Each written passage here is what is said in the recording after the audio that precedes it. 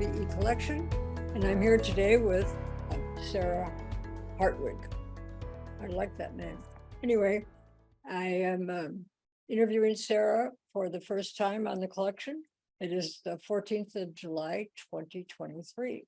So I'm honored that you're here. Thank you for being here. And yeah, I was recommended by a friend to look you up. And that's good. Then it worked. Yeah, did. So where were you born? I'm from Salina, Kansas, in the middle of the state. The Eisenhower Museum is not far away. In fact, I had two friends that moved to Texas who are there today. And the whole area is cattle ranching or wheat farming.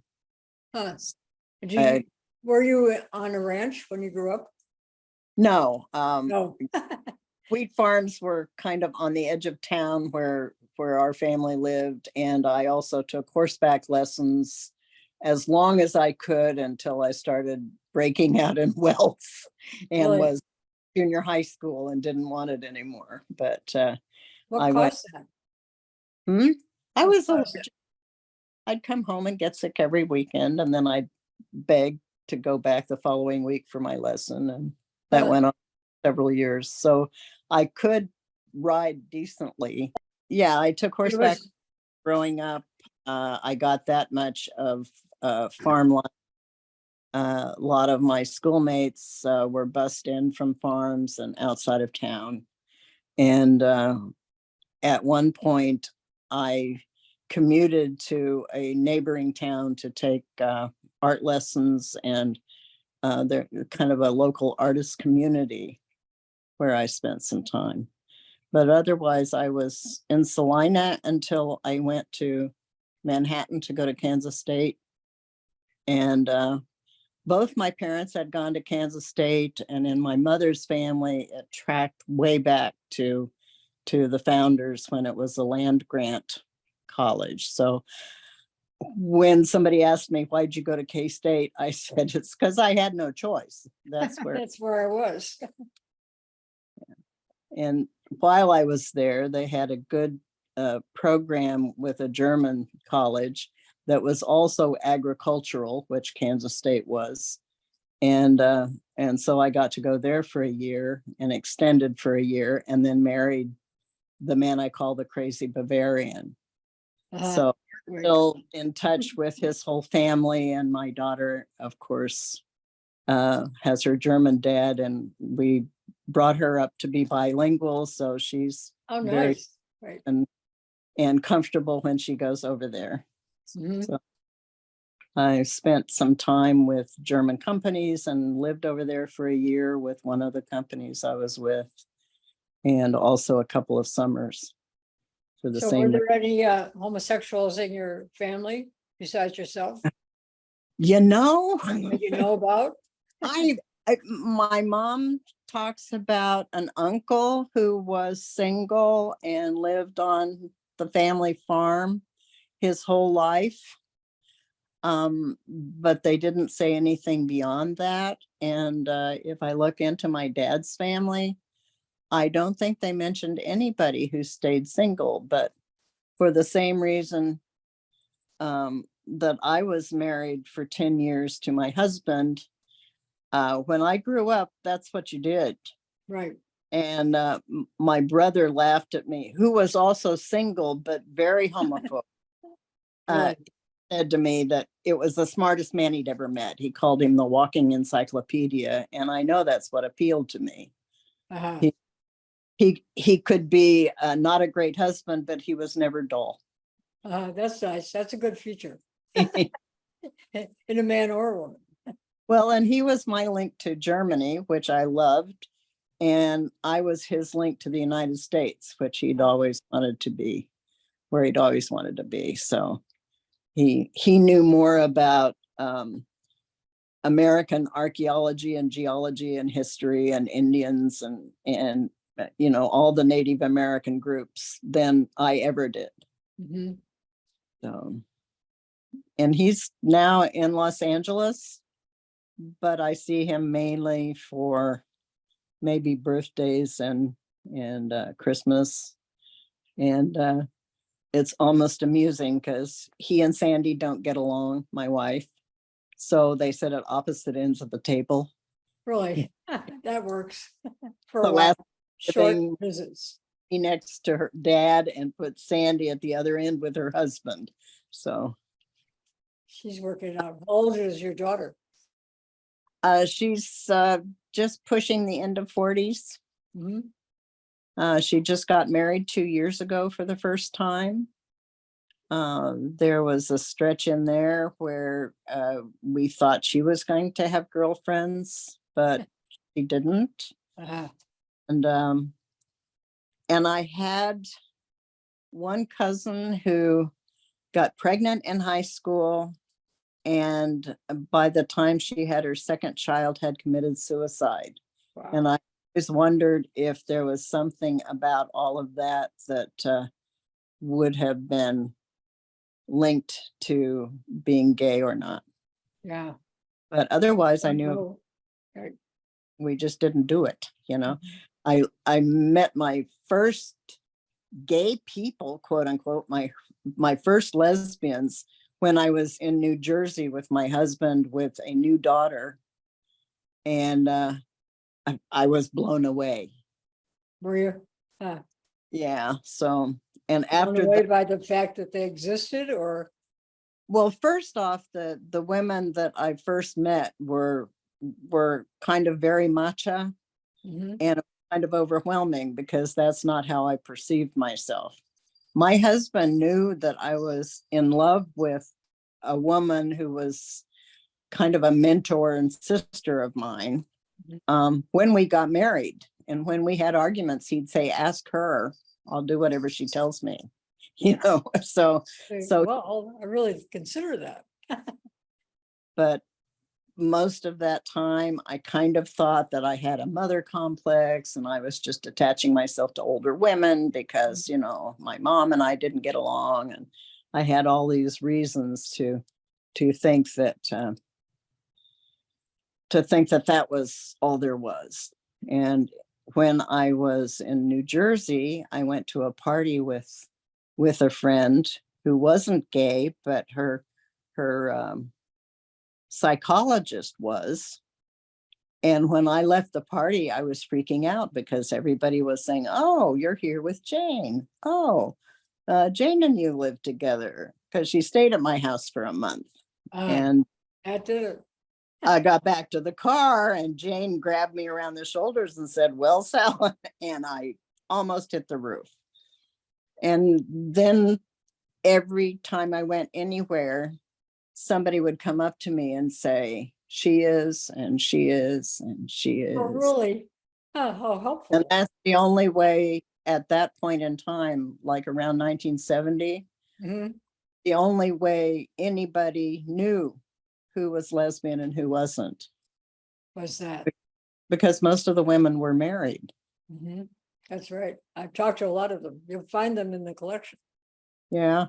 As the two women were together and they both were married, or the one was married, and her husband left a note on the dining room table and said, Tom and I want to be together and I'm leaving you, and we'll work out the divorce.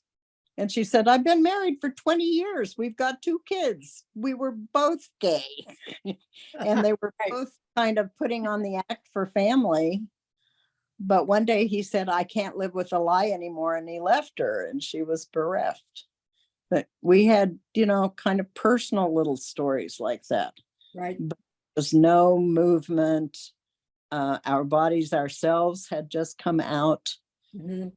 They had one chapter on lesbians, which, we all had read cover to cover, Right. but there was nothing spoken about it really. And when I brought it up years and years later here in California to my mother, kind of approaching the topic, my mom said, oh, we had them back then, but we never talked about it. That was nice, right? And she was a social worker, so she would stumble across a lesbian or two every once in a while, but it was never brought up. How about, I forgot to ask you your occupation.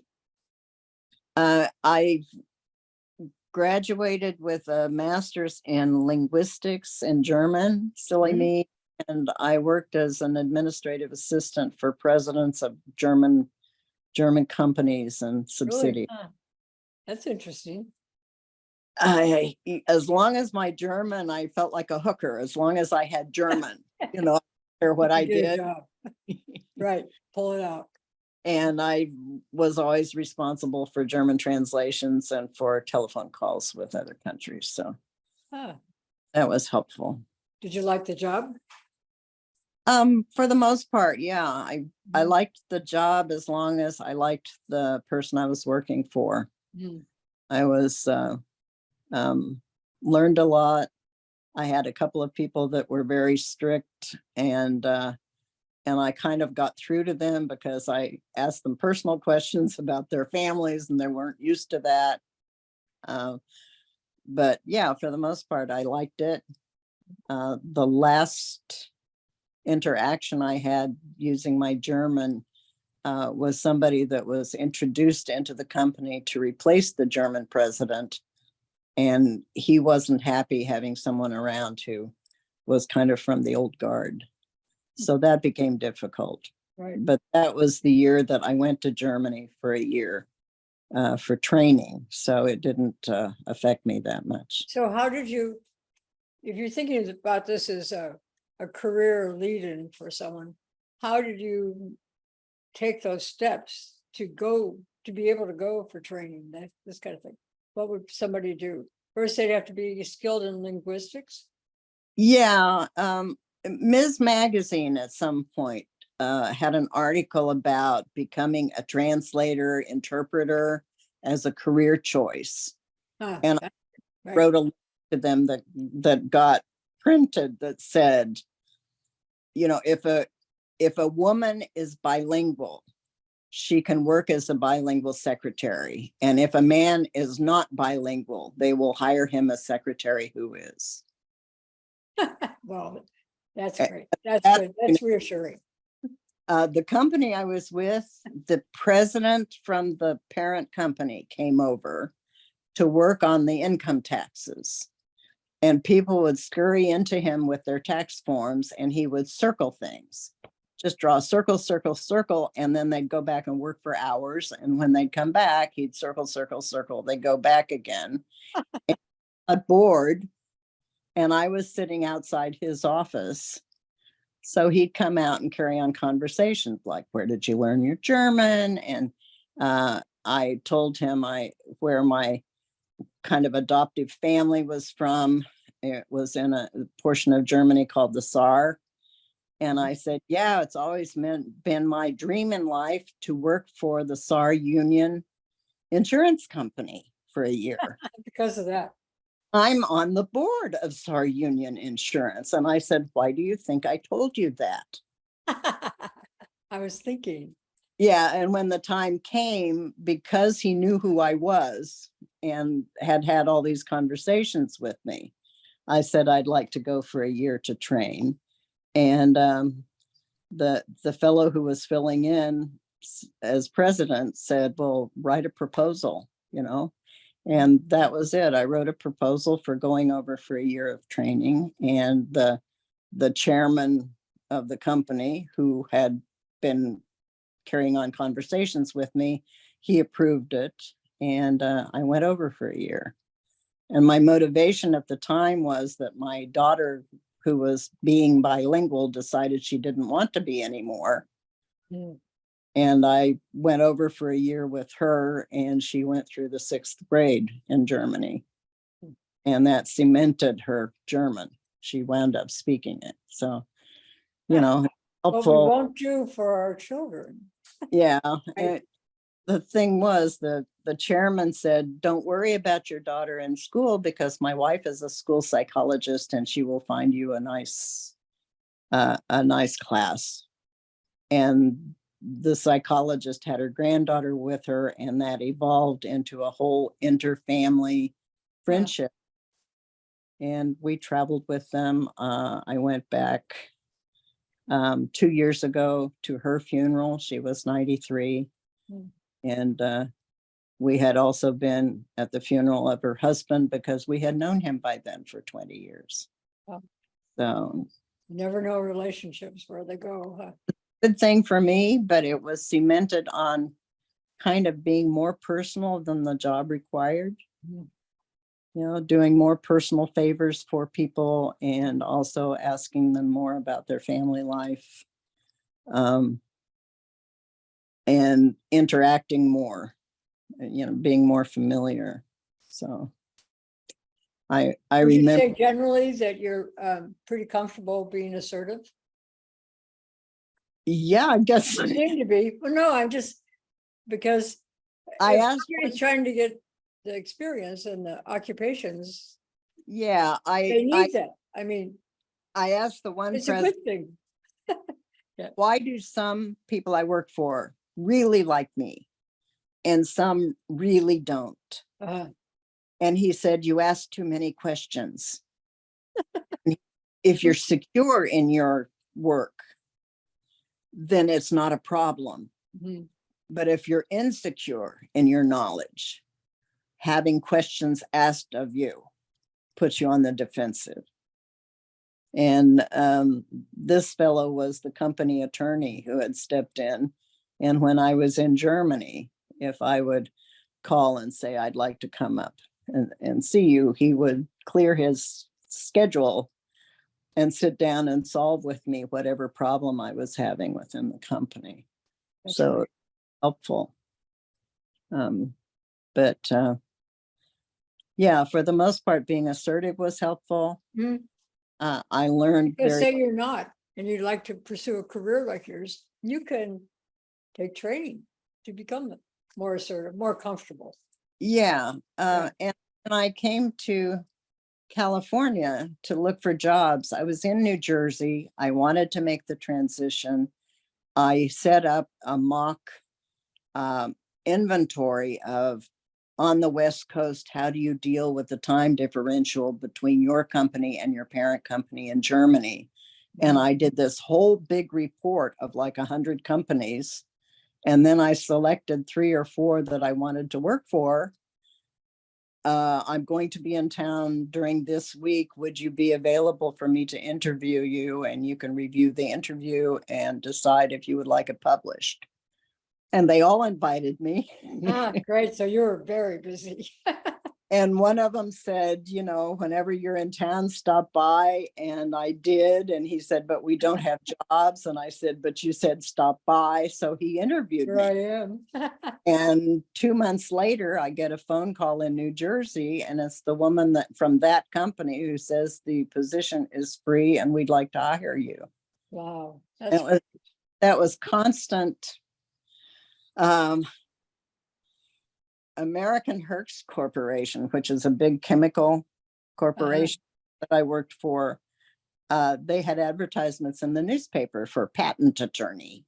And I would send in my references, you know, to become, I said, while I am not a patent attorney, I do have a lot of experience being a bilingual secretary, and certainly a patent attorney would like my expertise knowing all of the legal terms. And they had to call me up back then because it was affirmative action. They had to tell me why I was hired. And the time I did that for jobs that I was not equipped for. What year was that? Do you recall? This would have been 1975. See, one of the things we're documenting here through our conversations is what became available to us as lesbians, as women, and what year, what generation. Yeah. It's interesting. He said, why are you doing this? And because someday you will have an opening for a bilingual secretary and you will remember my name. That's right. And it took 6 months. But one day he called me and said, I was going to send you a telegram. We've got an opening. And I got into that opening. Within a month, I got the worst pneumonia of my life. It went septic. I was out of work for 2 months. And I had my boss call and say, we waited for 6 months for a bilingual secretary. We can wait a couple more months for you. That's great. This is the best place I've ever been. And That's really great. Massachusetts. And I said, I'm not moving from snow to more snow. Right, I have my limits. California. Yeah. So I've been here since 77. Mhm. And you're currently in a relationship, you mentioned? I met Sandy 2001. We were together ever since. We got married in 2008 on November 1st. So we were on the island of the 18,000, until they had the final court decision that said that marriage would be legal for good. We've been married ever since. I had gotten my master's degree. I was going to pursue something more than that. My marriage broke up dramatically and had a young child. She was about 1.5 years. And that at that point in time, all future plans were out. Yeah.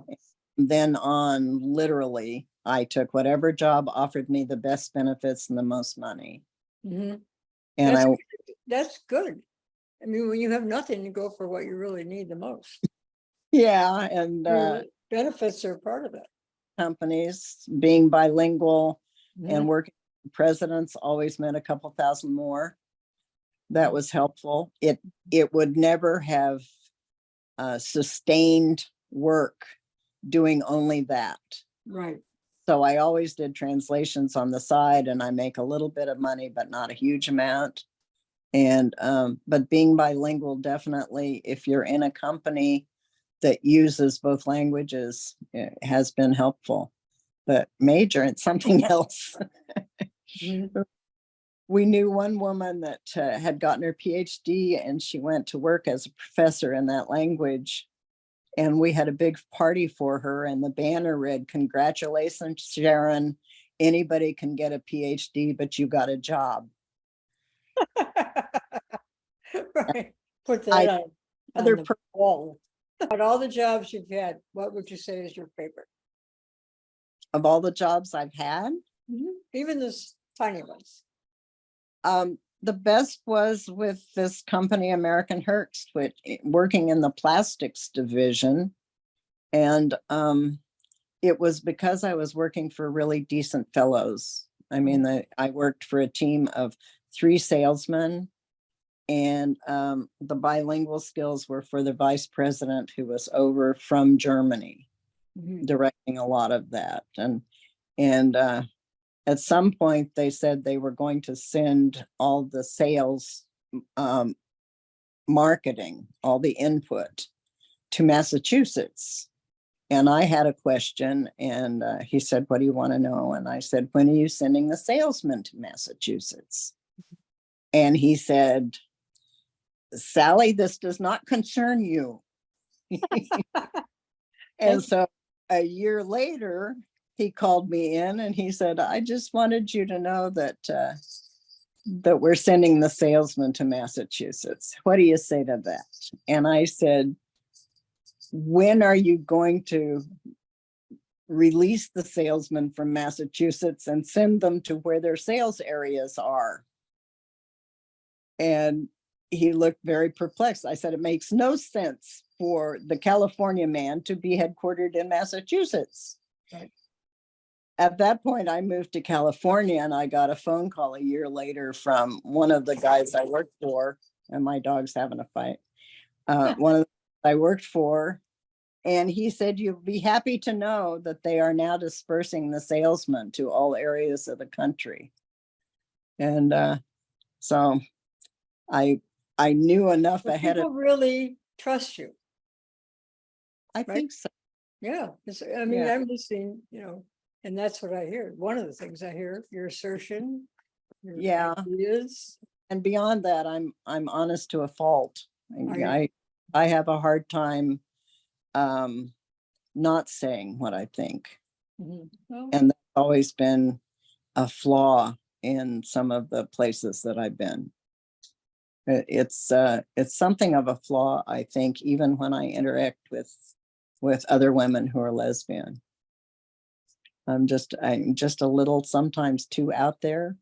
I'm not, I don't wear my keys on a chain attached to my pocket, and I do wear makeup, and I dress up for special occasions in girly clothes. But I seem to have almost a swagger about me that other people aren't really fond of. I think maybe I tried to be the leader too much. That might be the flaw. So you are who you are, right? Yeah. Well, I'm sticking true to what I am because I And couldn't. look at what you've created. You've had a really successful life in spite of difficulties that are everybody can surmount. Yeah, and Sandy and I have had a good, strong relationship that everybody else tells us they admire. So That's great. they do say we're like those two old men on Muppet Show, the ones that sit in the balcony and argue with each other. Kind of, my daughter says, it's time now for some quiet time. She's learning, right? Yeah. So I correct Sandy, she corrects me, and somehow we both propel ourselves down the road. And it's working well. And we have a comfortable home. We have a dual income by virtue of both having Social Security. That's nice. That's important. I think one of the biggest problems with the old school of thought was that if a woman wound up divorced, she had no income. And Credit, she didn't much of anything. we had lunch with an old classmate of Sandy's who said when her marriage broke up after 20 years, she had no skills to get a job. And I think that's pretty typical of women that got married in the 60s and 70s. That's right. So, but most of the people that we know have been married before and have children. Yeah, so many of the women, as you review the interviews, you'll find that. Yeah. Not everybody, but many. Yeah. One woman said she came out at 90. So, so the children thinks, does delay things. Yeah. No, I wish you both a wonderful life. Thank you. One, and yes, every stage is different. I remember the book Passages by Gail Sheehy that came in the 70s, early 70s, I think. And it seems to have held true to form, that we're kind of working our way towards the next phase. So generations, right? Good. Well, thank you. So I'll say goodbye for now. Okay, thank you. Nice to meet you. Bye-bye. Bye.